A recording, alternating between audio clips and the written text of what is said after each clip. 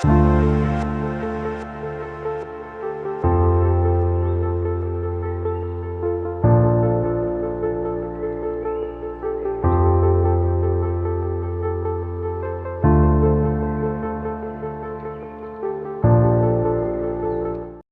réel plaisir de vous retrouver dans un nouveau numéro de Bien dans ma peau. Celui-ci est malheureusement le dernier de la série de la saison 1. Donc nous sommes là pour parler du bien-être, nous sommes là pour parler de la santé mentale. Vous avez suivi avec nous et vous avez pu découvrir ce qui était plein de notions qui nous étaient inconnues jusque-là, mais qu'on vit au quotidien. Aujourd'hui, nous allons parler d'un autre sujet. Nous allons parler de l'exposition de soi. Nous sommes dans une société de l'apparence. Comment rester soi-même dans une société de l'apparence, ou comment être soi-même, comment préserver sa santé mentale quand tout le monde vous regarde. Et c'est avec un heureux plaisir que je vais recevoir sur ce plateau Mabinta que vous connaissez, qui a ouvert l'émission de Bien dans ma peau. Et j'ai aussi un autre honneur qui m'a été fait, c'est celui de recevoir sur ce plateau Monsieur Ali Diop, qui est aussi coach et professeur à l'université Cheikh Anta Diop. Mais avant ça, nous allons d'abord passer aux présentations. Coach Mabinta, comment vas-tu? Chère Mary, merci beaucoup. Le plaisir est partagé. Je suis heureuse d'être là à la fin. Alhamdoulilah. On était là au début et on est là à la fin. Bravo pour tout ce parcours. Merci sur la beaucoup. Santé mentale. Mais n'empêche, tu vas quand même te représenter un petit peu par rapport, pour nos auditeurs et ceux et celles qui nous suivent. Oui, en fait, je suis Mambinta Diouf Diallo. Je suis coach certifié et je suis également mentor certifié. Je suis spécialiste de la transformation positive. Quand on parle de transformation positive, c'est comment on se sert des difficultés ou de ce que nous rencontrons comme contraintes. Je préfère même le mot contrainte que difficulté dans la vie, pour s'en appuyer comme levier pour maintenant aller dans des trajectoires qui sont dans notre vision et dans la réalisation de soi. Merci beaucoup. Alors, à côté de toi, nous avons coach Ali Diop, qui est aussi professeur. Moi, c'est la première fois que je rencontre un coach qui est en même temps professeur à l'université. Bon, merci Mary. Donc, je me présente Ali Anne Diop, pour être précis. J'enseigne l'entrepreneuriat au niveau des licences professionnelles à la faculté des lettres de l'université Cheikh Anta Diop. Alors, il faut dire que c'est ce que je fais sur le terrain qui m'a amené au niveau de l'université. Donc, c'est de pragmatisme, parce que vu qu'il y a le système d'enseignement qui avait un peu changé avec le système LMD et tout, donc on se rendait compte que les jeunes, on les formait, mais c'était trop théorique. Alors, il fallait apporter une touche vraiment assez pragmatique dans ce qu'on fait. Et c'est dans ce cadre que j'ai intégré l'université, où j'enseigne, comme je le disais tout à l'heure, l'entrepreneuriat au niveau de 4 licences professionnelles à la faculté des lettres. Et là, Mabinta, que vous connaissez, qui a ouvert l'émission de Bien dans ma peau. Et j'ai aussi un autre honneur qui m'a été fait, c'est celui de recevoir sur ce plateau Monsieur Ali Diop, qui est aussi coach et professeur à l'université Cheikh Anta Diop. Mais avant ça, nous allons d'abord passer aux présentations. Coach Mabinta, comment vas-tu à Mabinta? Est-ce que vraiment notre société, donc la société sénégalaise, laisse de la place à la vulnérabilité? Merci Mary pour cette excellente question d'introduction. La vulnérabilité, on en parle beaucoup. Tu sais qu'on vit dans des sociétés où on nous demande d'être fort. Déjà dès la naissance, que ce soit homme ou femme, les premiers messages que l'on a, c'est d'être fort, c'est de pouvoir résister. Et c'est pour ça, des fois, quand je parle de la résilience, je différencie la résilience de la résistance. Parce que résister, c'est vraiment être fort. Et quand on voit quelque chose qui résiste, à un moment, ça peut lâcher. C'est vrai. Par contre, la résilience, c'est de pouvoir développer des mécanismes qui nous permettent de pouvoir, en fait, dans sa vulnérabilité, trouver des leviers pour rebondir. On est dans des sociétés où la vulnérabilité, parfois, n'est pas très bien accueillie. Moi, je dirais plus comment on accueille la vulnérabilité. Parce que, en fait, quand on est vulnérable face à des personnes. On est vulnérable face à d'autres personnes. Et donc, la première étape, c'est de pouvoir accepter soi-même sa vulnérabilité. Et des fois, c'est très difficile pour soi d'accepter qu'on est dans des états, on pourra développer peut-être tout à l'heure, parce qu'en fait, c'est de voir en fait que je suis un être humain. J'ai des moments qui se passent bien, j'ai des moments qui se passent moins bien, hein, pour ne pas dire mal, moins bien, et qui peuvent en fait se transformer. Et comment en fait moi j'accepte ces moments qui sont moins bien pour les faire accepter aux autres aussi. Et si nous-mêmes on a des difficultés à accepter cette vulnérabilité, parfois aussi on ne peut pas reprocher aux autres de pouvoir en fait ne pas accepter que l'on soit vulnérable, surtout quand on est des personnes exposées.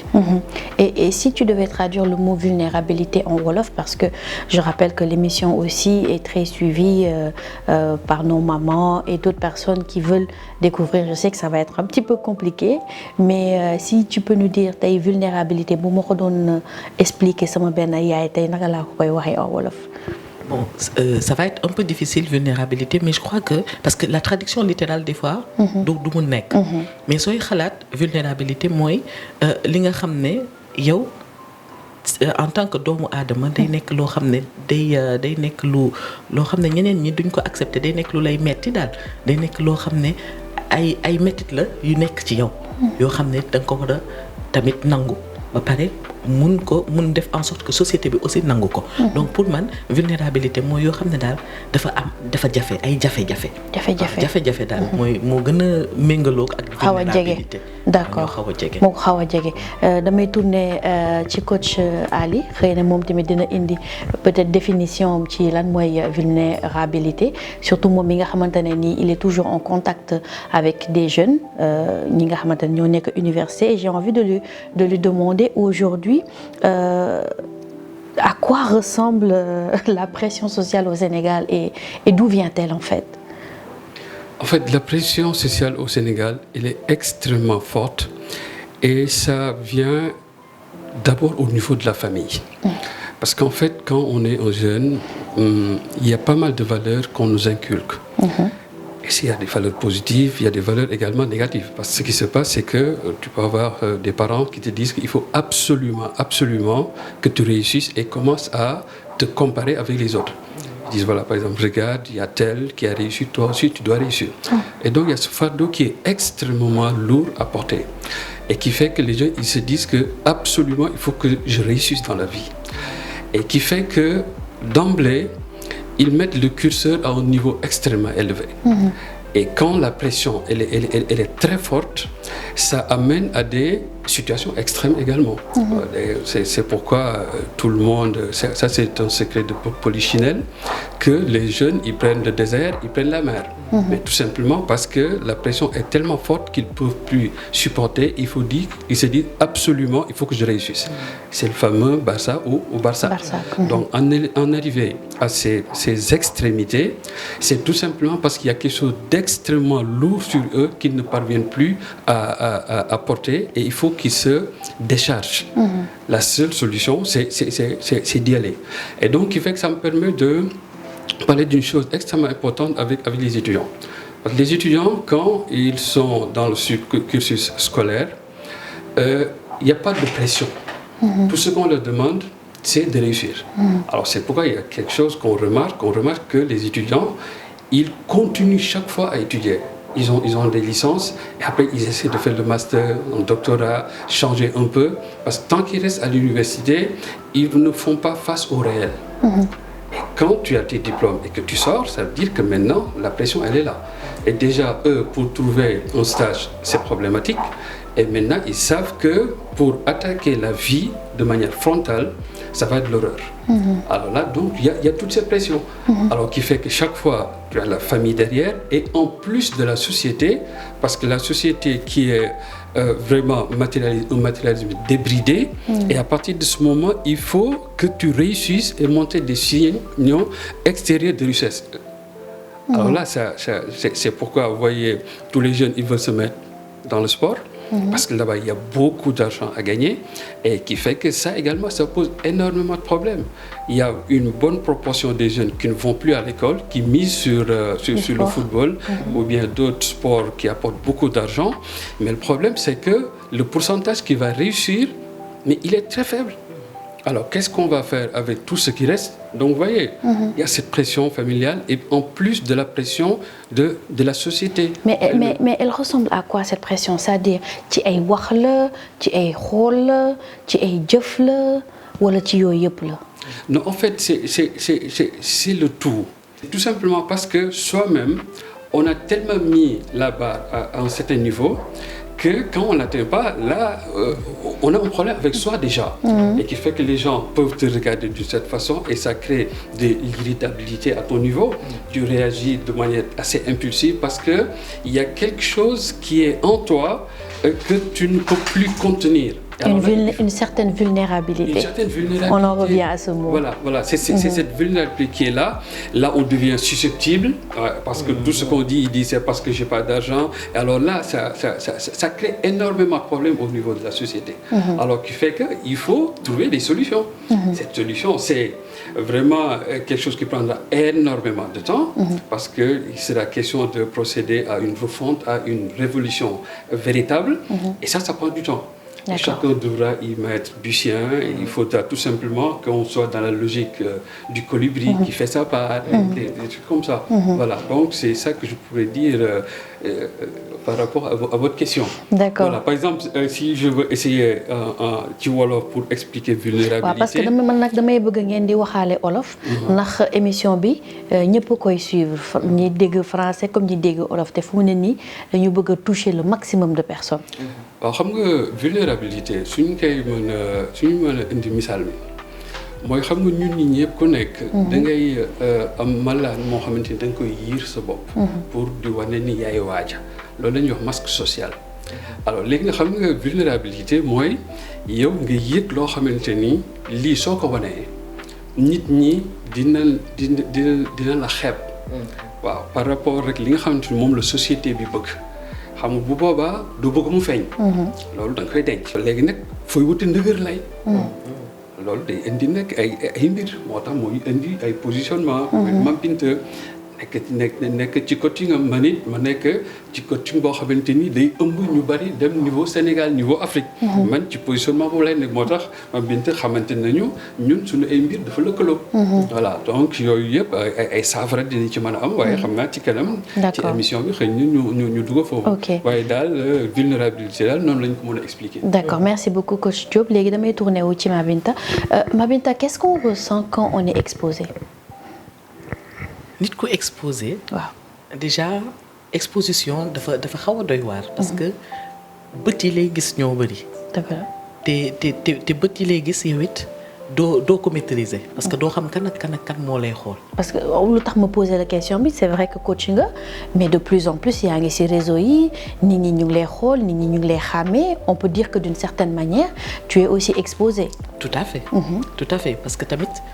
soo koy xool man su ma koy xool di koy jëlee comme da nga ma poser question pour moi-même dama naan tey su ma doon bëgg laal par exemple si comme ni ko professeur Ali Diop di waxee su fekkee tey dama bëgg transmettre ay certaines valeurs yoo xam ne moom lay transmettre à travers taxam yi mooy sama plateforme muy valeur de positivité valeur d'empathie muy ay valeurs yoo xam ne de nit dina mun nekk moom ki mu doon mun ko assumer fan nga ko mun transmettre ci réseau yi. dëgg la donc première raison mooy lan moo tax nga nekk ci réseau yi.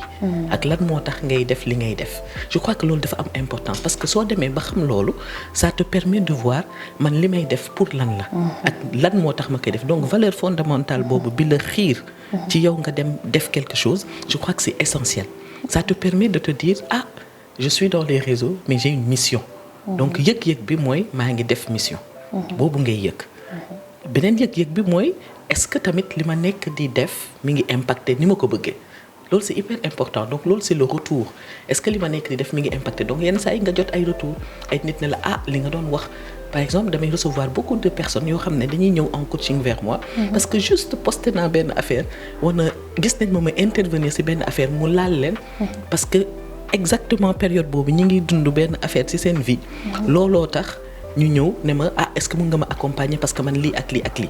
donc li nga mun ressentir par rapport ak réseau yi mooy macha allah des fois day nekk benn genre contenté. boo xam ne da nga naan man kat li tax ma nekk fii maa ngi koy atteindre. beneen affaire bi mooy nan ngay continuer nekk ki nga doon malgré le fait que dañ lay gis. foofu laa doon jëm si parce que dafay mel ni benn instant dañ lay idéaliser. Exactement. Comme si tu es une perfection que yow amoo défaut. Tout à fait. Donc comment on peut être soi-même quand on sait qu'on est regardé tout en sachant que nit dafa am ay qualités ak ay défauts. Tout à fait. Et donc loolu def naa sa liggéeyu bopp la. sa liggéeyu bopp la ci message yi ngay transmettre moo tax ma ne la nan ngay mun continuer nekk ki nga doon malgré le fait que dañ la exposer.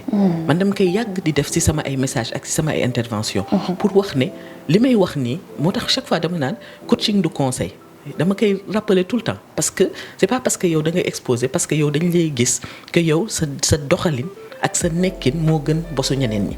yow peut-être da nga am mission de vie bu lay permettre nga am ay éléments yàlla moo ko dogal nga dem jàngi am ay éléments déclencheurs yu lay permettre nga mun catalyser lenn ci nit ñi.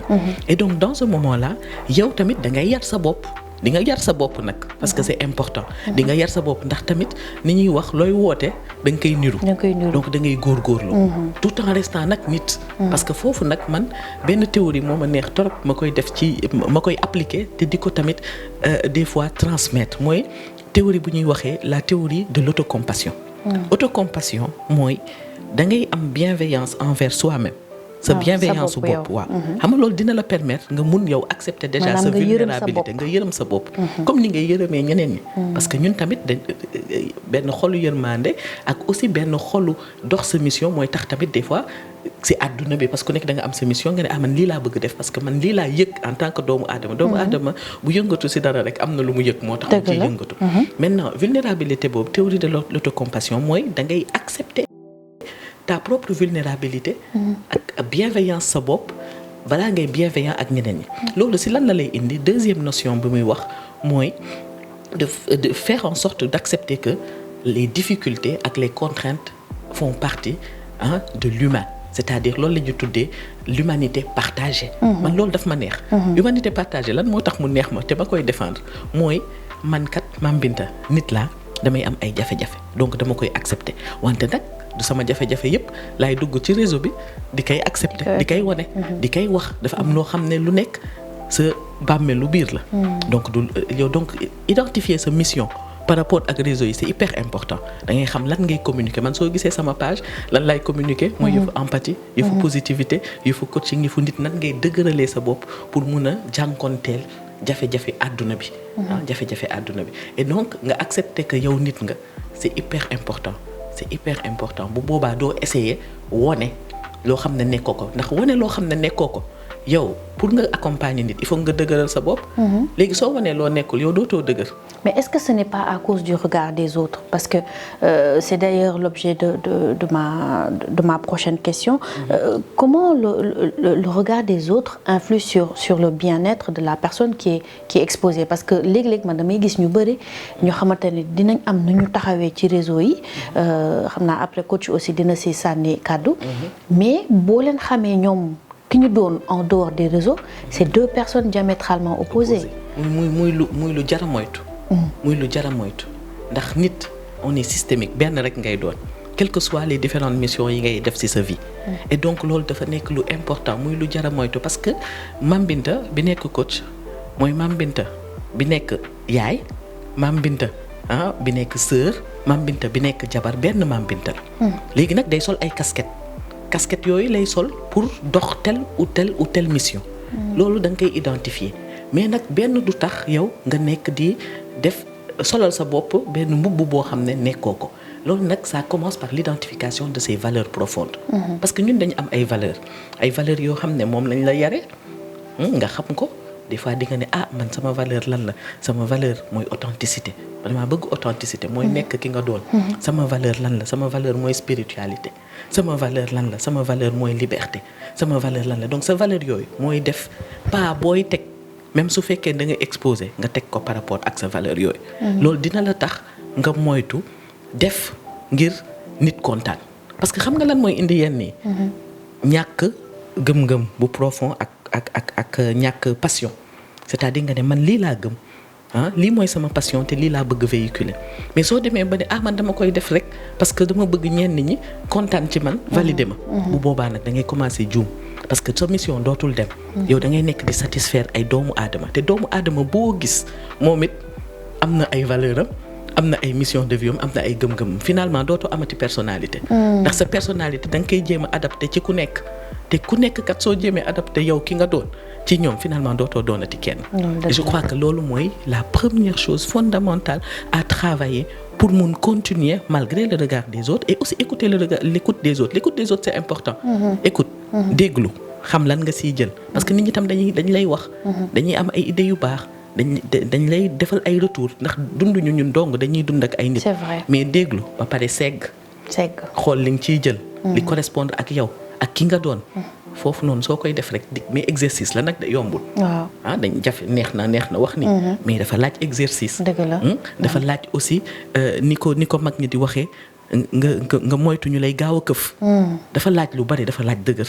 comme ni ko professeur waxee dafa laaj dëgër bu baax. d'ailleurs sax si professeur la ñuy tourner pour mu mën si sànni kàddu comme moom déjà mi ngi côtoyer ay étudiants te ñëpp xam nañ que ne léegi muy étudiants yi muy nit ñi ñëpp d'ailleurs ñu ngi ci réseaux sociaux yi léegi mën nga gis sa étudiant ci par exemple TikTok mu am nu mu doxalee mu am nu mu nekkee alors que dans la vie réelle du siggi xool nit wala du def leen yow en fait phénomène boobu naka ko koy mën a expliquer parce que ñooñu boo leen laajee dañuy naan non bon sama followers yi lii la ñu bëgg moom laay mën a def mais man boo seetloo sama jikko nekkul loolu te dañ koy dund fii Sénégal parce que par exemple ñun ñi di nekk ci série yi dañ koy xam nit léeg-léeg da ngay jouer benn rôle mais boo génnee ci mbedd bi yow rôle bi nga joué yow loolu la ñuy jàpp jikko bi nga wane ci série bi yow loolu la ñuy jàpp ne yow noonu nga mel donc nga joué rôle bu bon dalay topp nga joué rôle bu baax nit ñi ils te prennent pour un saint ou une sainte.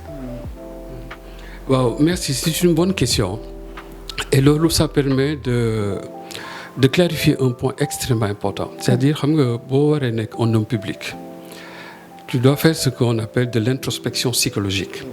Tu es face à toi-même. Tu te poses les bonnes questions et il faut avoir le courage de répondre à ces questions. Parce que il faut avoir le courage, c'est important. Voilà. Le courage de répondre à ces questions et parce que loolu dafay conditionner lépp. Parce que quand tu oses répondre et oser s'assumer, tu verras que quelque part au fond de toi tu dis attention. Tu es en train de t'engager dans ça, mais il y a ça qui t'attend. Donc là, il faudra être prêt parce que quand on est un homme public, moomatoo sa bopp. Et surtout qu'actuellement avec les réseaux sociaux, seconde bi def nga lii Dakar ma nga Amérique. Donc ça veut dire que il faut être clair sur ce dont on est porteur. Alors loolu nag c'est pas quelque chose qui se fait sur un coin de table. C'est un truc qui est long dans le processus. Tu te poses des questions parce que loolu moom mooy indi ci li ce que disait Socrate. Connais-toi toi-même. Effectivement. Ça c'est la base de tout. Et tant qu'on n'est pas clair avec qui on est, quelle est son identité, il y aura des problèmes. Parce que amul kenn koo xamante ni fii matale nga. Buur bi moo matale. Mais ñun ñëpp dañuy juum léegi nag boo dee homme public di nga wax loo xamante ni dafa safaanoo. Mais booba aussi da ngay assumer. ngay assumer xam ni yow yaa choisir ni da ngay nekk homme public et que à la bout de loolu day ñëw. waaw ñii dinañ kontaan ñële duñu kontaan sa la ngay wax. wala sa la ngay def. moo tax lii am solo mooy dans quelle mission est-ce que tu es. léegi yow sa mission su fekkente ni c'est une mission très noble yow lu mën a ñëw da nga naan xëppal leen amul problème man dinaa ko dékku parce que fa ma jëm la. voilà donc loolu mooy liggéey bi nit ki war a jëkk a def mais képp koo xamante ni choisir nga yaa ngi wax ci média yi yow jàppal ni. gars yi dina nekk sa kaw d'une façon ou d'une autre. mais professeur wala coach. léeg-léeg nit ñi duñu choisir siiw c'est-à-dire léeg-léeg siiw bi da leen di dab ñu exposé wu malgré eux. ñooñu ils ne sont pas dans une mission xëy na am na lu ñu doon def rek yàlla def ñu jaaree foofu jóg donc ñooñu naka la ñu nar a doxalee. waaw xam nga mooy li wax loolu la bett man la. xam nga kooku séntuwu ko woon. léegi boo ko séntuwul affaire bi dal sa kaw moo tax li ñuy wax rek xam nga jubal jubanti boobu dafa am solo xam nga jub. mooy lépp yow su fekkente ni yaa ngi tënku si jub rek même boo juumee njuumte bi du rëy lool. waaw bu boobaa di nga mën a dabe. mais bu fekkente ni da nga def loo xamante ni aussi nit ñi ñëpp dina cey bu boobaa yow yaa tooñ sa bopp. waaw loolu mooy problème bi waaye mais comme que yow. pare woo woon pour bëre mais gars yi ñoo bëre dal sa kaw daal lay daaneel bu boobaa pexe ngay wut rek et jéem a wut pexe di seet non si seetale sa bopp su fekkente ni am nga lu leer loo mën a teg ci sur la table ba nit ñi gis ko bu boobaa ñëpp dinañ xam ni yow kat fi mu ne nii mbir mi lu la dab la. waaye du loo xamante ni lu bon la. waaw man ci loolu foofu laa koy mën a wax parce que kooku choisirul woon ni. man lii lay positionné woo. affaire bi moo ko def bett ko. D'accord, mais est-ce que c'est dangereux de toujours vouloir bien paraître?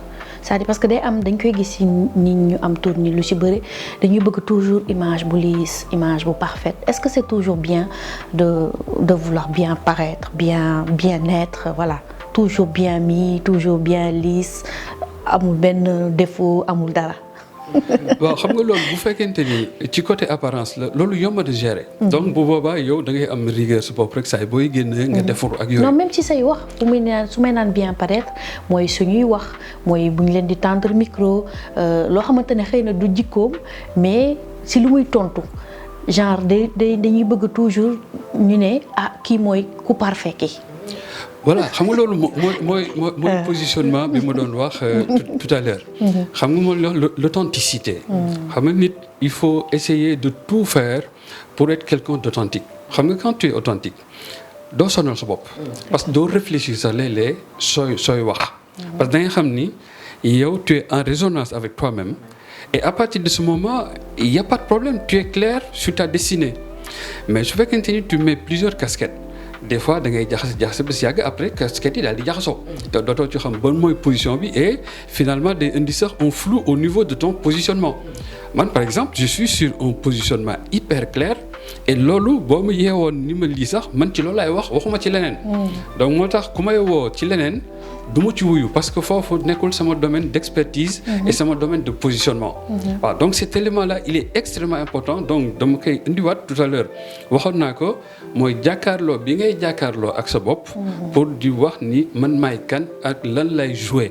léegi nag sa loolu nag góorgóorlul ba la ngay jouer mu nekk yow mais bu mu nekk masque social parce que bu nekkee masque social dem ba si yàgg su fekkente ni ci wàllu paraître la ngay daan sol lu cher a cher amatoo koppar di nga lijjanti ñu koppar. pour mën a toujours bien paraître boobu. voilà pour mën. dafa mel ni Mame Binta bëggoon na wax dara ci kii bi dama poser question bi rek mu. merci am nga seetlu. en fait jërëjëf c'est-à-dire affaire perfection boobu dans le paraître rek laa bëggoon dolli dara. parce que nit ku nekk ak ni mu mel. c'est-à-dire ku nekk ak ni mu mel ku nekk ak ni nga tàmm mel. mais ni nga tàmm mel dafa war a méngaloo comme ni mu koy waxee li nga mën mais aussi dafa war a méngaloog sa vision parce que tamit y a des codes sociaux c'est-à-dire des codes yoo xam ne par exemple sooy dem fenn jarul muy nekk lu cher de mais am na noo xam ne noonu nga war a mel noonu nga war a sol noonu nga war a nekkee par exemple dans certaines structures bu boobaa loolu la ñuy wooyee le branding bu boobaa da ngay def sa branding c'est-à-dire sa image de marque mais image de marque man su ma koy wax dafa war a nekk image de marque bu authentique mooy bu méngaloo ki nga doon parce que soo defee image de marque boo xam ne da nga ko construire méngaloo ki nga doon yaa ngi sol benn affaire boo xam ne yow sax nekkoo à l'aise parce que milieu boobu moo ko laaj ba yow soo demee tëdd doo nelaw parce que yow da nga ko defoon rek pour satisfaire ay nit bu boobaa da ngay sonn moo tax ak nit dafay xàmmee ba pare xàmmee ay mission am c'est-à-dire àdduna lépp dafa am objectif et donc l'identification de tes objectifs c'est hyper important identifier yan mooy sa objectif par rapport à ses propres valeurs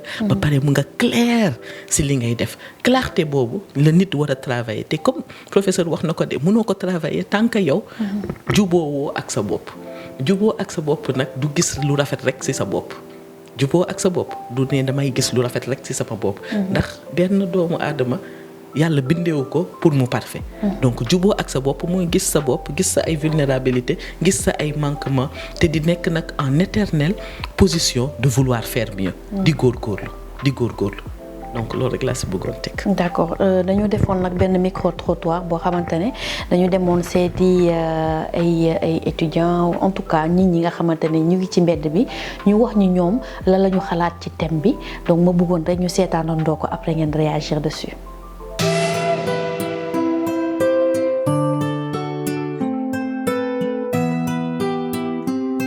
man maa ngi TikTok maa ngi Instagram maa ngi Facebook. man maa ngi ci réseau yi H24 fépp maa ngi Instagram maa ngi Snap maa ngi TikTok maa ngi WhatsApp maa ngi ci réseau yëpp. lépp lu si dugal rek dafa nekk si man quoi waaw du ma xëcc loo xam ne nekkul si man genre du ma tricher tamit quoi man lépp lu may def damay xalaat ëllëg quoi. On ne peut pas parler d'authenticité, mais je ne suis pas transparente à 100%. Parfois, je fais des choses humoristiques qui montrent peut-être un aspect qui n'est pas, peut-être pas chez moi. Parfois, je fais des blagues en parlant de féminisme alors que je ne suis pas féministe. Parfois, je fais des blagues en parlant de Awa et Nyarel alors que je ne suis même pas mariée.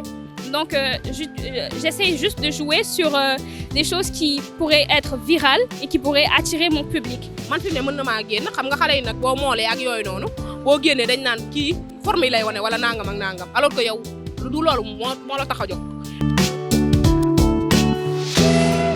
Bon, moi, je pense que sur les réseaux, on ne peut pas avoir une authenticité totale parce que les influenceurs, ils ont compris une chose et ils servent au public ce qu'ils veulent voir. Donc, ils ne vont pas te servir un contenu authentique à 100%.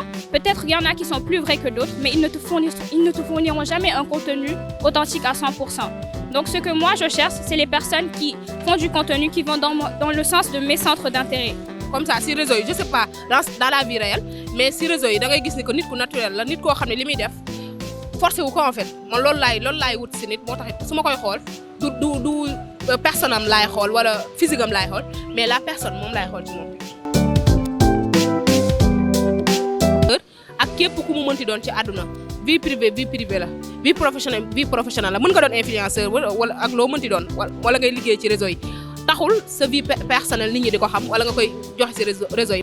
Donc, on va dire que chaque humain est différent. Donc, il y en a peut-être ils le font parce que c'est leur moyen d'extérioriser leurs sentiments. Peut-être ça peut se comprendre. Personnellement, moi, c'est des choses que je ne me vais jamais faire. Il y en a qui le font parce qu'ils ont vraiment jarlé. Ils savent pas où se ruer. Donc, la seule issue qu'ils trouvent, c'est la caméra. Mais pour d'autres, c'est juste du semblant. Ils le font juste pour chercher la pitié des autres. Et ça, c'est à éviter. Créateur contenu yëpp laay suivre influenceur yëpp dama leen di suivre surtout ñi nga xam ne nii tey dañu nekk ci monde bi ñu nekk ay entrepreneur ñu nekk ay homme d'affaires ñu nekk ay nit ñoo xam ne nii tey à chaque fois dañuy wane yoon bu baax. Alors moi comme influenceur je suis des influenceurs créateurs de contenu comme Alanté par exemple ou une dame qui me plaît beaucoup Maïmouna Cham qui est sur les réseaux sociaux et qui fait du contenu très attrayant. Aussi les influenceurs beauté, pas trop les influenceurs sénégalais mais certains d'entre eux. ay Mame Ndiaye Savon ay Adamo ñooñu su ma leen gisee damay défiler directement mais am na si ñoo xam ne comme ay Alexandre Cormo lu si bari dama koy suivre. bel comme ay Adja Diallo Momo tam dama koy suivre ak Fatou Ndiaye ak ñooñu dama leen suivre parce que xale yu ma neex lañ. Voilà, de retour sur le plateau après ce micro-trottoir, coach Ali, coach Mabinta, seetaan ngeen élément bi ak man on revient encore sur mot boobu di authenticité, authentique, être authentique. Lan mooy sa impression après avoir regardé cet élément? Waaw, mon impression c'est que xam nga les tiktokers ñenn ñi ils sont obligés d'avoir un masque social, c'est-à-dire li nga xamante ni moom la ñuy refléter dans le cadre professionnel ça ne peut ne pas les correspondre parce que boo dégloo ci xale yi am na si ku ci wax ni ñoom dañuy def li nga xamante ni moom la nit ñi bëgg dégg. Donc il y a la question du positionnement. affaire business client bi lu mu bëgg loolu laa koy servir donc c'est basique. Et eux, ils sont dans le business. Ils sont dans le business parce que dañuy soxla ay vues yu bari et donc tout ça ce sont des choses yoo xamante ni day am ay retombées financières. Alors léeg-léeg nag mën nga am benn positionnement boo xamante ni bokkul ak yow ki nga doon en réalité. Mais lii sa affaire liggéey la il faudrait que nga def ko ci anam bi nga xamante ni noonu la marketing bëggee. Voilà client bi lii la bëgg loolu nga koy jox chaque fois muy ñëw moo tax boo gisee am na si kenn benn xale ku ko wax ni su may demee ba det ci kii man damay continuer donc ñooñu da leen di zapper ça tout simplement que la muy wax man intéressé wu ma. Mais le fait de def li nga xamante ne ni à la base nekk ko wala peut-être gëmu ko mais da koy def parce que elle veut que la vidéo soit virale est-ce que du dem ba benn instant créer benn comment dire un problème autour de sa personne dem ba changer jikko wala changer ni mu mel wala créer en tout cas loo xamante ne ni c'est un déphasage entre ki mu doon dëggantaan ak ki nga xamante ne moom la nekk sur les réseaux sociaux. Ça peut être un déphasage mais xam nga tout à l'heure waxoon naa ni da ngay jàkkaarloo ak sa bopp xool ci looy positionné wu. léegi mën nga positionné foo xamante ni boo fa demee du xumba parce que nit ñi bëgguñu dëgg boobu nga leen di wax. alors bu boobaa yow su fekkente ni jàllale message rek nga bëgg wutuloo ci comme yow mën nga continuer di ci positionné wu am sa benn cible rek mais xam nga nag képp koo xamante ni yaa ngi dugg ci réseau yi yow mbooloo ngay bëgg. donc il fait que des fois da ngay am un positionnement bipolaire da ngay nekk fii nekk ci lële pour cadre liggéey bi et puis yore leneen loo xamante ni yow moom mooy si jikko véritable moo tax ku mel ni man sama positionnement bi may am ci sama bopp. mooy sama positionnement wu liggéey. donc il fait que du am jeexi jaaxa si la nga xamante ni moom lay wax ak aussi image bi nga xamante ni moom lay war a refléter aux yeux des gens. les gens ils savent que ci lii laa nekk et nekkuma ci leneen donc il fait que même bu fekkente ni dama doon yëngu trop ci réseaux sociaux yi man positionnement boobu la am parce que loolu laa gëm mooy doon sama continuité. parce que man sama positionnement mooy que nit ki da ngay nekk dans la mission. si li nga gëm xaalis fekk la ci. mais du ma jiital xaalis pour après leneen ñëw donc qui on est conditionne ce qu'on fait et dans quoi on se positionne. et donc ce positionnement il est fondamental et loolu moo lay dimbali en période de difficulté et les difficultés vont venir assurément. ci kanam da ngay bari jafe-jafe. mais léegi en étant soi-même. bon génn ci dafay gën a yomb. dafay gën a yomb. voilà ok Mabinta alors comment rester authentique dans un environnement où l'image est souvent mise en avant au détriment de la personnalité ou même de tes compétences. En fait, rester soi-même mooy quand on dit continuer à rester authentique nekk ki nga doon. malgré le fait que en fait il y a un environnement qui est là et qui est exigeant avec toi. Et je crois qu'en fait c'est à la base de quel est ton objectif. Parce que nit en fait dafay développer la cohérence. Et dans la cohérence c'est en fait lan mooy sama ligne de conduite. C'est-à-dire c'est une ligne de conduite que moi j'ai choisie pour aller dans une vision. C'est-à-dire day am vision. lan mooy sama vision et par rapport à vision boobu ma xool lan mooy sama ligne de conduite. donc première étape moom la meeru Ndar yi di wax dugg sama rukk man la kan. aller dans son coin. de rukk man la kan. pour xool yow yaay kan. gis nga réflexion sur soi boobu ngay def la réflexion sur soi boo xam ne dans nos sociétés des fois c'est très difficile de le faire. parce qu'on vit dans des sociétés où ñun ñëppay nekkandoo avis wu ñeneen ñi comme ni ñu koy waxee moo waral émission bi sinon émission bu mel ni du am avis wu ñeneen ñi dafa compter dans nos familles assez malade ci réseaux sociaux yi. dans nos familles dans notre environnement dans notre milieu de travail. te comme ni ma ko waxee duñu xool yow li nga mën duñu xool say compétences mais apparence bi maanaam toujours quelque chose de vraiment matériel quoi. nit ñi dafa am lu ñuy xaar ci yow. loolu tam nit yi dañ ci war a conscient ba pare laisser la liberté aux autres. ñu am aussi. ñu am liberté wu ñoom seen bopp xaar dara ci yow. mais yow nag nga am fullaay xam sa bopp. xam aussi lan nga mën ak lan nga mënul. xam nga dafa nekk lu complexe.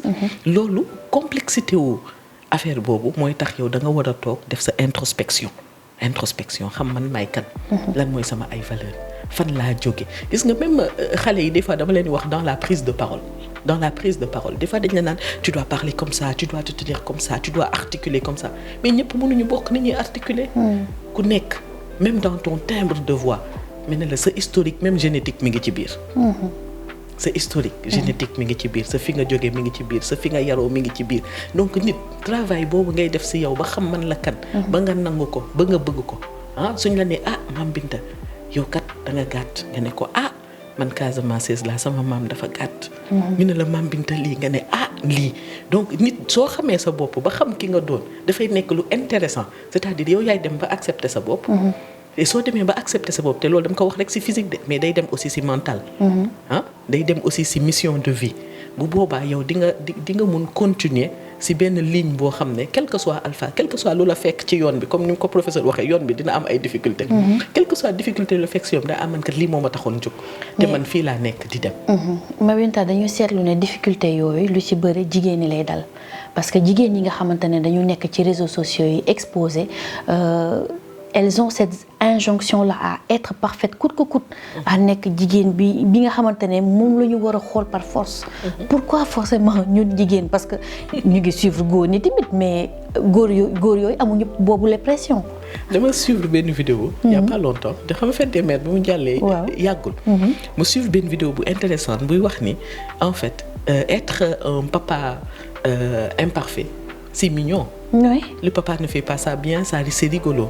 Mais être une maman imparfaite, ça ne se pardonne pas. Ah, ça c'est la 4e guerre mondiale. Da nga war a yar, da nga war a xool nooy comporté wu. Loolu en fait société bi moo ñu ko imposer. Bu yàgg nag. mu nekk lu sori mu nekk lu sori. mu war a nekk nag lenn loo xam ne jigéen ñi tamit bu boobaa ñoom it dañuy jouer le jeu xam nga jigéen ñi ñoom tam bàyyiwuñu. waaw loolu dëgg la. dañu nekk ci biir jeu bi di jouer. di jouer ñooy teg carte yi ñooy battre ñooy def yëpp. je crois que jigéen ñi xam nga vulnérabilité la ñu commencé. première étape mooy d'abord ñun jigéen ñi ñu nangu suñu vulnérabilité. ñu yërëm suñu bopp yërëm ñeneen jigéen ñi. waaw surtout ça yërëm ñeneen parce que léeg-léeg dañuy yërëm suñu bopp mais duñu yërëm yeneen jigéen ñi. yërëm suñu bopp yërëm yeneen jigéen ñi. accepter ne matuñu accepter que yeneen jigéen matuñu. su boobaa dinañ am xolu jàppalante mais su fekkee ku nekk yaa ngi jéem a nekk yéeg sa niveau bii niveau keneen su defee rek nga ut sa yat. femme yàq ko femme dóor bu boobaa day nekk lu metti parce que ñëpp bokkuñu force. ñëpp bokkuñu niveau de maturité émotionnelle. et de santé mentale. dina am ñoo xam ne dañ naan garaawul avancé dina am ñoo xam ne day metti torop si ñoom. te loolu en fait je crois que société bi moo imposé jigéen mu war a parfaite mais jigéen bu nangoo.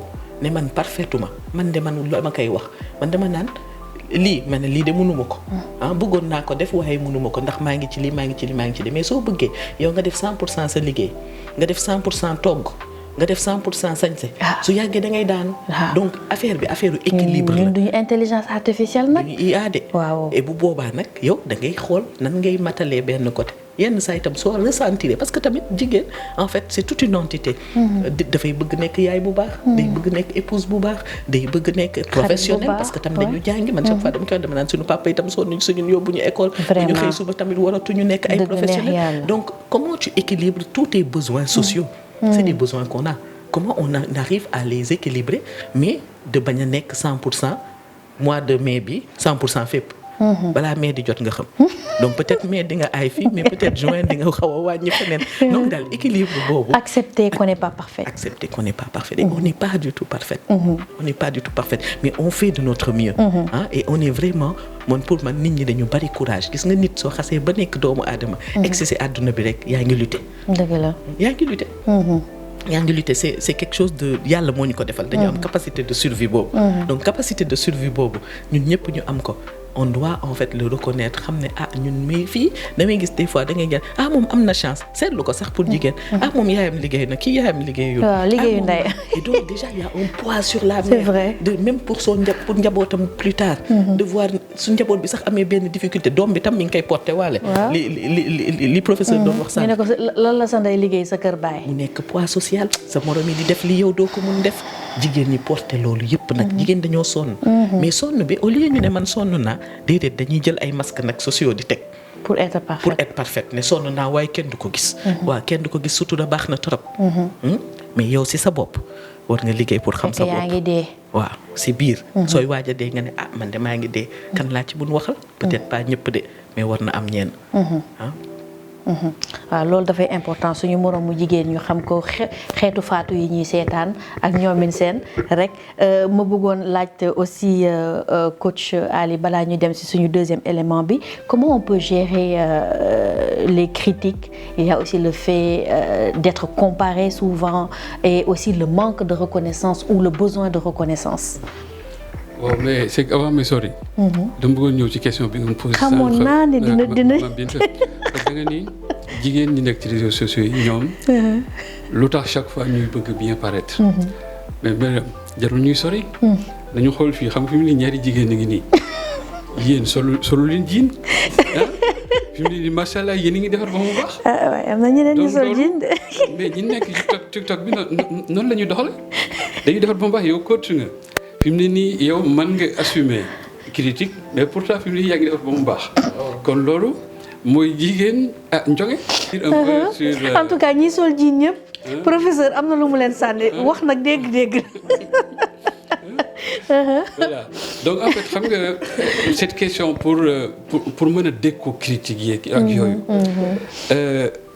Critique, manque de reconnaissance ou besoin de reconnaissance ak comparaison. Parce que loolu dafa bëri suñu société sénégalaise. oui mais xam nga loolu liggéey bu metti la.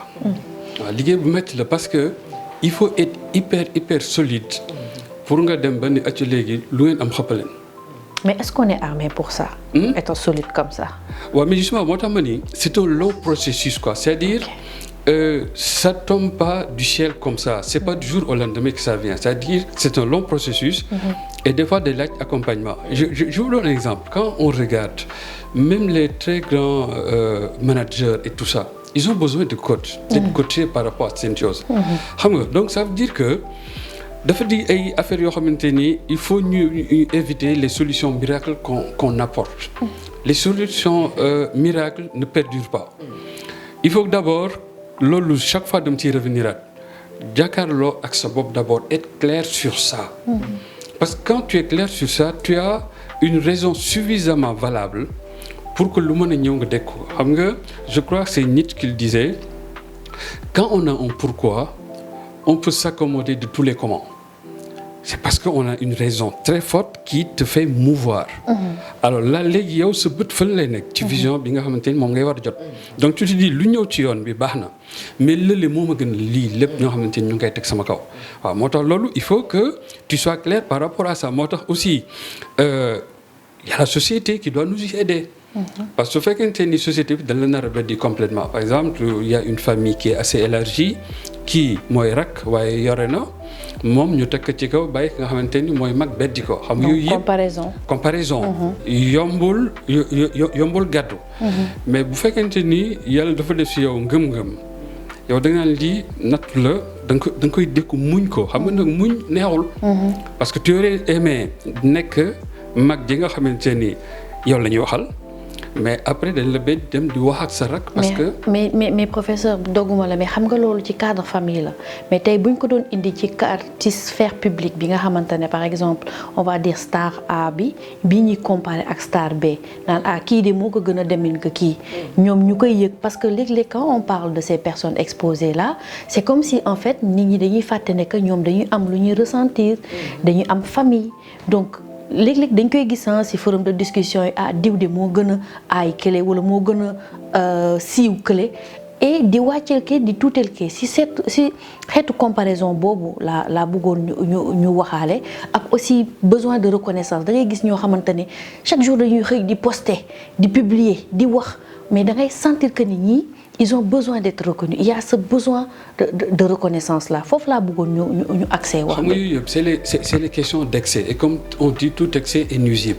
Et aussi la question de la comparaison ça c'est vraiment la chose à éviter parce que quand tu rentres dans cette spirale yow déperdition rek la ay problème la lay indil parce que chaque fois di nga gis kenn koo xamante ni dina la gën demin.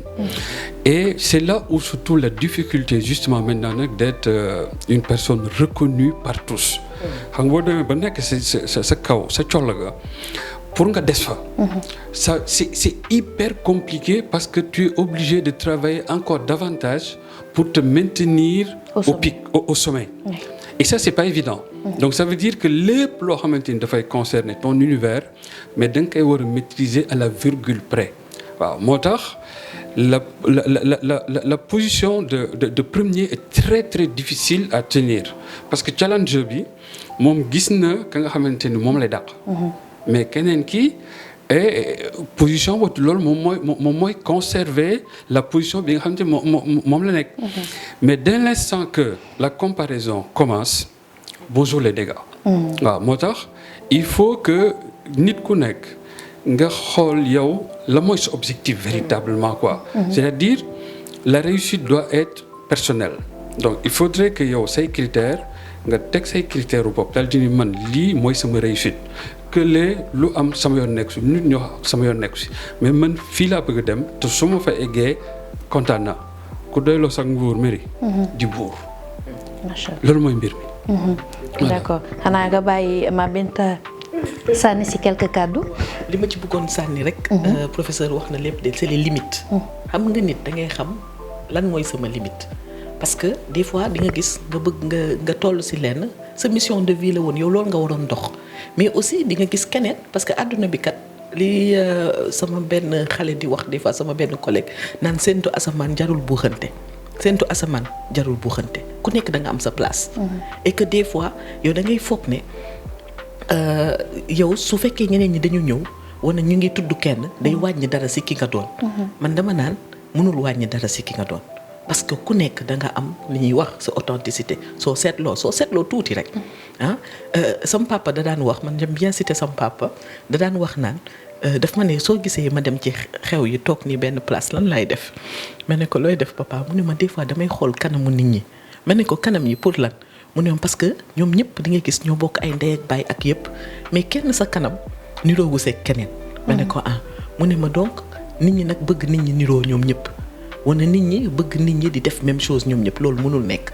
loolu daf may wax ni àddina en fait ku nekk ak sa mission ku nekk ak li nga war a dox yàlla bindul kenn mu niroo. donc di nga gis benn niveau boo xam ne société bi mooy loolu nit ñi dañuy comparer dañ naan xoola kii lii ci famille sax dañ koy def. xoola xale bi lii xoolal mag bi muy def nag ay dégâts parce que nit ki su foorul mentalement. te processus boobu de renforcer sa mental du lu yomb.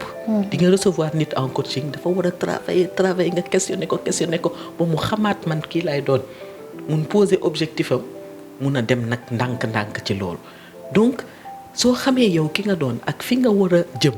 nga xam yow lan mooy sa ay outils. foofu lay notion de limite bi di ñëw lan mooy sama outil lan laa mën a def pour egg fa mais aussi lan laa maîtriser wul. am na yoo xam ne mënoo ko maîtriser ki yàlla di teg fii. mënoo ko maîtriser day am yàllaa koy dogal yooyu tamit dafa bàyyi ci xel dafa am solo. c'est-à-dire bàyyi xel ci yoo xam ne mooy sa mbir. mun nga ci liggéey ak bàyyi xel ci loo xam ne mënoo ci liggéey. te nangu ko l'acceptance. donc limite acceptance. D'accord merci beaucoup Mabinta merci beaucoup coach dañuy jàll ci suñu deuxième élément bi on a reçu nag benn tiktoker moom nag tàmmul di génn lu bëri mais fexe naa ba génnee ko donc moom tamit dañ ko poser quelques questions te comme il est exposé mais. du jigéen nag góor laa leen indil ñu seetaan ki nga xamante ne moom moo di MC Kara te ñëwaat. waaw comme ni ngeen ko gisee man la MC Kara artiste waykat tiktoker lépp daal sax pour mu gën a gaaw man lépp la loo xool gis ko ci man.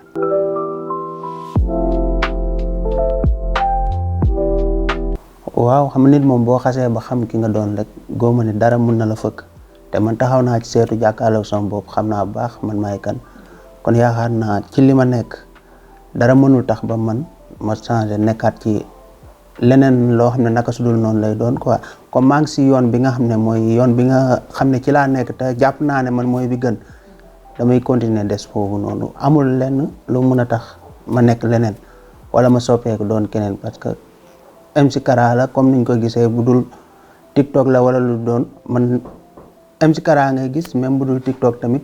MC Kara ngay gis MC Kara mooy nekk nii même TikTok bi peut-être nag MC bi nekk si TikTok bi ak MC bi ngay gis nii suñ toogee mun na bañ a doon benn parce que kële acteur la wala kii boo xam ne dafay def pour lu mun a neex nit ñi kii nag mooy MC bi nga xam ne moo dëkk ak ay nitam bu toogee waxtaan comprendre nga maanaam comme nit comme yow rek comme ni ma ko mën a expliquer nit normal.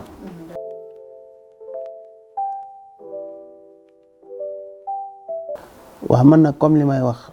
bu ma commencé maanaam ba nit ñi xamee ba léegi bu dee si côté boobu man santagoon naa ci yàlla loolu laay mën a wax amaguma ci benn problème bi nga xam ne maanaam nit ñi gisee nañ ma nii wala yóbbu nañ ma fële wala taqal nañ ma lii wala man mooy loolu noonu côté boobu moom sant naa ci yàlla quoi parce que li ma koy waxee lu ci ëpp man nit Sénégalais yëpp mu bëgg nag di ma seetaan mais mun naa ne mag ñi sax ñoo ci ëpp looloo tax nag may gën a xoolaat bu baax man li may def ak su may def dara ma koy gën a bàyyi xel parce que damay xam ne kilifa yi ñu ngi may seetaan parce que dañ may woo te su ma génnee si mbedd mi tamit damay dajeek ñoom carrément ñuy rafetlu li may def kon amaguma problème boobu noonu daal.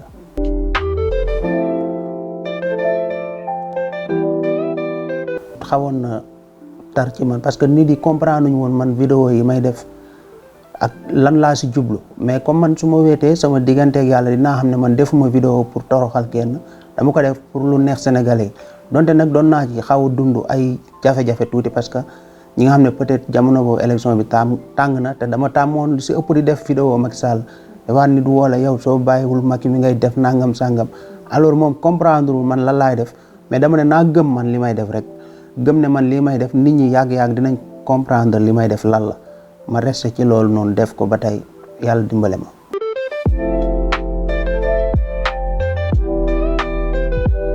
waaw comme ni may wax des fois ma dugal statut bind fa su démb doon tey da ngay gis gars yëpp di ma répondre mooy du ma siiw te effectivement loolu la parce que maanaam problème yi ngay dund mën naa ne sax tey jii am na benn jamono si heure bi ñuy waaj màggal daaw muy génnee son am nay affaire yu ma daloon quoi yoo xam ne garaawul loolu jarul wax fii nii daal mais en tout cas dañ lay jàpp yaakaare la li nga xam ne peut-être sax yow yoroo ko maanaam nit ñi di la woo fii man problème bii laa am problème bi dama bëggoon nga fajal ma problème bi te amaana yow mi ñu koy wax sax mën na nekk ndeysaan yaa leen ëpp problème boobu noonu di ngay bëgg tamit comme bala kenn xamul li nga ko daan doxalee di nga ko bëgg di doxee noonu mais à chaque fois yaa ngi sóoraale man baa du ma defee nii sax nit ñi nangam sangam nan lañ ko war a gisee soo àndee jigéen sax yaa ngi bàyyi xel est-ce que nit yi fooguñu ne man jigéen bi ma àndal li ma siiw a tax damay profité si kaw jigéen ñi di ànd ak ñoom affaire yooyu ba tax na yu bëri yooyu noonu côté siiw bi daal côté boobu xaw na ma see métti na si tuuti daal mais comme nag ñun ñoo pare pour siiw moom amul problème dinañ xam nan lañ koy dundee dinañ ko gérer quoi.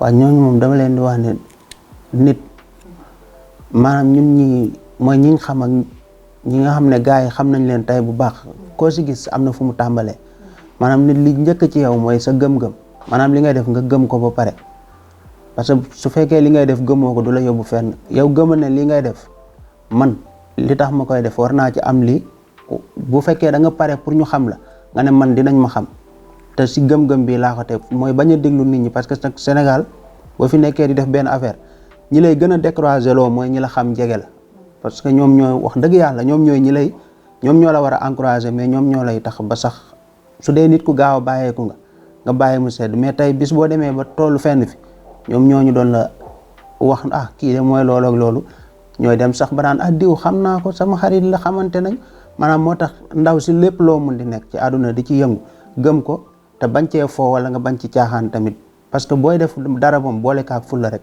man TikTok bu may def am na ñu ko jàppee peut-être lu ñàkk fayda mais man damaa jàpp ne man lu am fulla la si man parce que des fois mu fajal ma samay ruq donte nag nekkuma man di TikTok kese boole naa ko ak sama liggéey tamit maa ngi leen koy wax tamit ñoom bu ñu nekk si TikTok bi kese jàpp ne mooy àdduna nañ ut luñ ko boole ko ak TikTok parce que mun na leen du leen yàqal dara di liggéey di def seen vidéo TikTok parce que mën naa yor sama studio musique di defaral ay artistes son loolu sax laa gën a nekk TikTok peut-être yàllaa ne dinañ ma ci xam ma nekk ci bañ xam ma ci mu neex nit ñi ma continuer di leen defal li leen neex mais ndaw ñi daal ku nekk li nga doon gëm ko loolu laa lay wax gëmal li nga doon te nga bañ gëm lu keneen doon ba keroog yàlla di ñëw ak merci maa ngi leen di bëggee yéen ñëpp di leen nuyu di leen wax bye bye. C'était MC Kara qui s'était adonné au jeu de questions-réponses avec nous donc sama ñaari coach gis ngeen ko defe naa ne yéen ba ngeen gisee vidéo bi sax jot ngeen ko xàmmee ni mu ko waxee mag yi ñoo koy gën a suivre lan ngeen xalaat ci li mu wax ñu tënk ko rek ñu commencer par coach. Voilà lii exemple la bu mu indi ci authenticité. xam nga moom ci li ma dégg li mu wax il est authentique. li mu gëm. ci loolu la nekk waaye léegi nag xam mu ñuy wax aussi attention siiw du jàmmi borom waaw képp koo xamante ni nekk nga homme public yow la ngay wut mooy après mbooloo mi ànd ak yow waaye nag foog nga xam ni am na lu mu àndaaleel te moom la sama pap doon wax mu ni buur bi bu la muuree malaanum sutura da ngay muñ sànqale ñi lay mat léegi boo muñul sànqaleen yooyu après ni mu wax yu olof la malaanum sutura ba da nga koy dindi te buur bi yiir na la ko ba noppi. waaw donc ça c'est fondamental c'est-à-dire moo tax je reviens chaque fois sur le sens de la mission lan moo tax a jóg lan moo tax ngay def lii léegi boo koy def ba buur bi uyu si li ci loolu nag day ànd ak ay mbiram waaw mbir yi mu ànd nag il faut nga nangu ko dékku sinon rek buur bi daal di dal di muuri malaanam. waaw loolu mooy mbir mi. c'est le message que je voulais passer. ok coach léegi coach Taxami bëggoon naa aussi nga réagir si mais en même temps ma cabaxaalal la benn question parce que on est bientôt à la fin de l'émission gis nañ ne que ne homme public yooyu comme à l'image de MC Kara wala Pape Cheikh Diallo wala Halima Gadji gis nga ne léegi-léegi am na yenn pression yoo xam ne jot nañ ko subir ba mu am ay conséquences sur leur santé mentale parce que Pape Cheikh génn na fi ne que il a été dépressif gis nañ aussi kaaw Halima nu mu demee et yooyu bëggoon naa aussi nga waxaale ci pression yooyu nga xamante ne nii célébrité yi ñu ngi koy dund. merci beaucoup Mary. lenn le Kara wax tamit lu important mooy intention. c'est-à-dire nee na mooy période bu difficile bi bu mu def ay vidéo am ñoo xam ne di nga ci wax yoo xam ne. naka su dul noonu mu ne man kat li taxoon ma koy def lii la. xam nga donc intention dafa am solo c'est-à-dire bàyyi tout le temps bàyyi xel ci lan moo la taxoon jóg et aussi mu indi beneen affaire mooy.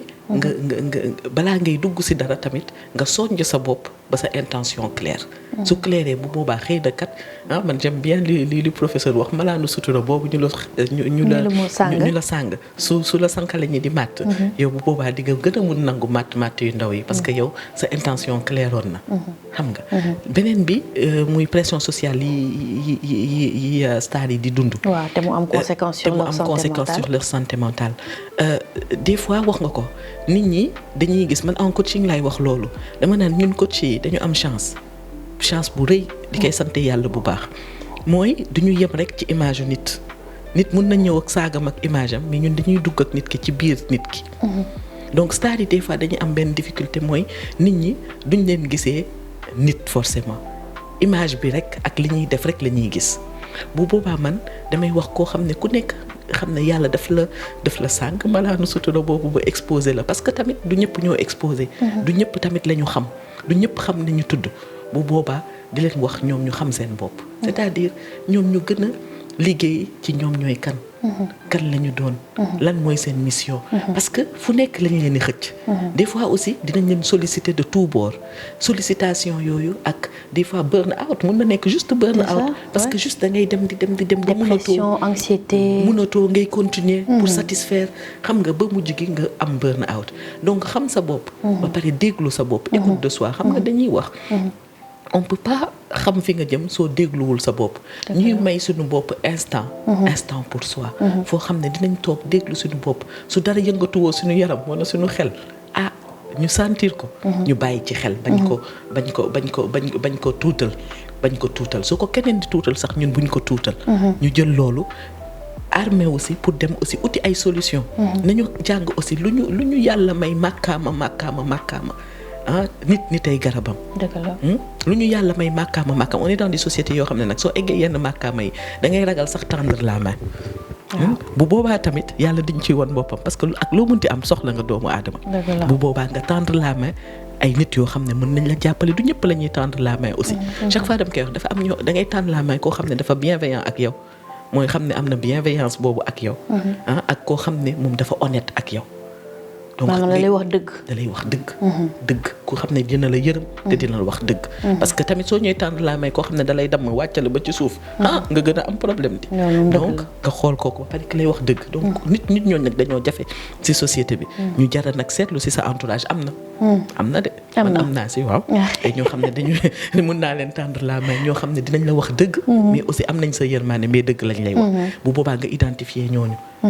di leen tànn laa may dañuy wax en développement personnel loolu professeur xam na ko ne au moins il faut identifier 3 personnes dans son entourage ñetti nit.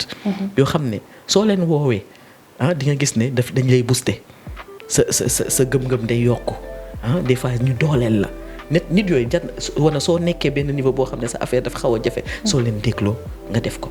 et d'autant plus nga identifier aussi yeneen éléments yoo xam ne c'est la spiritualité c'est des choses qui te font du bien-être dañ xam ñoo xam ne wérd moo leen di dalal. da ngay gis ñoo xam ne déglu ay yenn yi mu nekk musique mu nekk lu nekk moo leen di dalal. ku nekk nga identifier loo xam ne moo lay ressourcer. nga pare nga koy def. donc doomu aadama dafa complexe. nit dafa doy waar donc war nañ di déglu suñu bopp. ba pare chercher un entourage bienveillant. un entourage bienveillant, c'est important. Une dernière question à coach Ali bala temps bi duñu tënk. Coach, comment aider les jeunes à développer une image de soi saine dès maintenant? Bon, loolu ce qu'il faudrait énormément de communication, c'est-à-dire entre des personnes expérimentées et les jeunes. Parce que les jeunes aussi, des fois, la société leur demande des choses extrêmement compliquées. C'est vrai. Waaw dañ leen di teg ci seen loos loo xamante ni ñoom amaguñu expérience bi. Alors il faudrait qu'il y ait de la clémence. Donc moo tax boo xoolee man fële, je leur parle au début de développement personnel, c'est-à-dire pour les mettre dans le sens de la mission. Ça c'est extrêmement important parce que xam nga boo xoolee jeunes yi ñoom am nañu ay capacités. Maintenant li des mooy ñun leen gëm leen seen bopp ñu gàddoondoo la souveraineté. Par exemple man personnellement c'est la mission dans laquelle je suis. Voilà, donc loolu au niveau vraiment du Sénégal et à l'échelle continentale africaine, c'est sur ça que je bouge. Donc jeunes yi li mu leen di wax mooy rapprochez-vous des cercles où on parle de développement. Quand il y a des séminaires sur ça, quand il y a des forats, essayez d'être présent. Échanger leen ak nit ñi et puis aussi que ngeen bañ a yàkkamti quoi. waaw xam nga la question de la patience.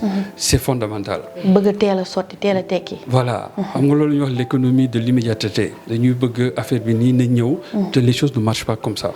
Il y a des étapes su fekkente ni da nga war def quelque chose d'hyper solide il faut qu'il y ait un fondement solide également. waaw mais nag foofu aussi il faut qu'on ait de la clémence avec les jeunes parce que. dañu laaj loo xamante ni actuellement nii mënaguñu indi résultat bi on leur demande des choses au niveau familial une pression énorme et nous tous on sait que même jeunes des fois suñuy bouger ku amoon problème pour avoir un stage waxatuma la liggéey maintenant donc ça veut dire qu'il y a toutes ces choses-là il faudrait que ça soit une portée collégiale les bons professionnels du coaching le gouvernement et cetera ak yooyu yëpp xam nga moo tax boo gisee ñoom ñu ngi jëm sànq maa ngi doon wax jubal jubanti bi yooyu yëpp ça va dans ce sens c'est les questions de valeur qui doivent être là et cetera vraiment c'est le message que j'ai pour les jeunes vous avez du potentiel. C'est ça que je le dis fondamentalement. Vous avez du potentiel et on est prêt à vous accompagner. Donc là, il faudrait tout simplement que l'État comprenne que dañuy nekk dans une logique de portée collégiale de ce que nous sommes en train de faire. Et ça, c'est fondamental. Tant qu'on ne sera pas dans une solution de portée collégiale, on n'y arrivera pas. Parce que la masse de jeunes à accompagner. Elle est là, tout le monde statistique yi xam nañ lan la et donc il s'agit pas de coaching individuel mais day nekk coaching de masse. Voilà de masse et que chaque professionnel apporte ce qu'il peut en fonction de ce qu'il a en main. Ouais, donc voilà, c'est le message vraiment que je voulais passer, Mary, et vous dire que j'ai été très enchanté d'être ici. Ça m'a fait énormément plaisir d'apporter une contribution aussi petite soit-elle. Elle est pas si petite que ça, rassurez-vous. En tout cas, nous aussi, nous vous remercions. Merci pour votre disponibilité et aussi pour les lumières que vous avez apportées à ce thème. Mabinta, je me tourne vers toi. Yow yaa ubbi émission bi yow ak suñu beneen coach bi Mame Fatou Wali tey yow yaa koy tëj aussi et je voudrais que tu nous fasses un mot de la fin en répondant à une question peut-être globale mi nga xamante ne moo nar a tënk peut-être saison 1 bien dans ma peau mooy comment faire la paix avec l'imperfection. Merci beaucoup Mary.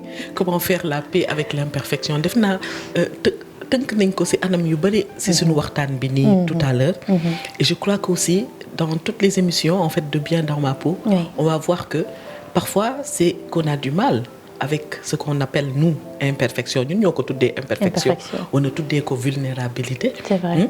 ba nga xam ne difficulté ak jafe-jafe bi ñuy am ak loolu moo ñu indil ay problèmes de bien-être. Donc comment faire la paix avec l'imperfection waxoon naa ko tout à l'heure que en fait les difficultés font partie intégrante de la vie. Et je crois que mooy première chose bu doomu aadama war a comprendre jafe-jafe ci àddina la bokk.